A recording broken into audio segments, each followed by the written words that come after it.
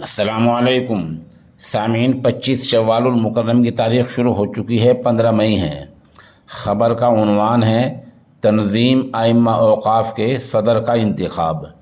معاملہ ریاست ہریانہ کا ہے۔ خبر تھوڑی تفصیل سے سنیے۔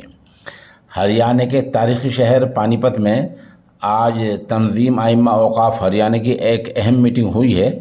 یہ میٹنگ مسجد شاہ فضل میں ہوئی ہے، جس کی صدارت قاری محمد فریاد صاحب نے کی۔ اتفاق رائے سے نارنول کے حافظ محمد حنیف کو تنظیم ائمہ کا صدر منتخب کیا گیا ہے۔ آپ ماشاءاللہ گوناگون صفات کے حامل ہیں۔ میٹنگ میں کہا گیا کہ دوسری ایک بڑی میٹنگ جلد ہی میوات کے مالب علاقے کی عیدگاہ میں ہوگی، جہاں دوسرے عہدیداروں کا، جنرل سیکریٹری کا، خزانچی کا، نائب صدور کا، ان کا انتخاب ہوگا۔ قابل ذکر ہے کہ ہریانہ میں وقف بورڈ کے زیر انتظام سینکڑوں مساجد ہیں۔ یہ تنظیم ائمہ مساجد کے مسائل سے وقف بورڈ کے ذمہ داران کو آگاہ کرتی رہتی ہے۔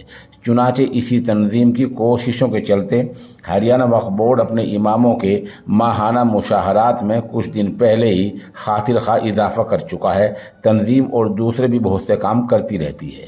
میٹنگ میں وقف بورڈ کے موجودہ ذمہ داران کی کارکردگی کو سراہا گیا اور کہا گیا کہ وقف بورڈ صحیح سمت میں کام کر رہا ہے۔ آگے کہا گیا کہ سبھی امام صاحبان اپنے اپنے علاقوں میں تعلیمی بیداری مہم چلائیں اور نیک سماج کی تشکیل کے لیے کام کریں۔